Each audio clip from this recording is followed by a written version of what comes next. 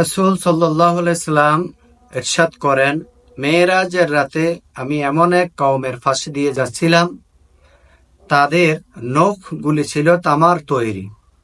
তারা তাদের চেহারা এবং বুকের মধ্যে অনবরত আঁচড় মারতেছে এবং তাদের চামড়াগুলি উঠিয়ে ফেলতেছে। আমি জিব্রাইল আলাইহিস সালামকে জিজ্ঞাসা করলাম, ভাই জিব্রাইল, এরা কারা? জিব্রাইল আলাইহিস সালাতু ওয়াস সালাম বললেন, হে আল্লাহর রাসূল, এরা হলো সেই সব লোক যারা অপর ভাইয়ের গোস্ত খেত, অর্থাৎ গীবত করত এবং মানুষের মান সম্মানে আঘাত করত। আল্লাহ রাব্বুল আলামিন এর হাবিব এই হাদিসখানা সুনানে আবু দাউদের 4878 নম্বর হাদিস, এই হাদিসের মধ্যে কথাটা উল্লেখ করেছেন। আসুন আমরা এত বড় জঘন্য অপরাধ থেকে নিজেদেরকে বাঁচিয়ে রাখি, অন্য আরেকজনকে বাঁচানোর জন্য আমরা এই ভিডিওটা প্রচুর পরিমাণে শেয়ার করি। আসসালামু আলাইকুম ওয়া রাহমাতুল্লাহি ওয়া বারাকাতুহু।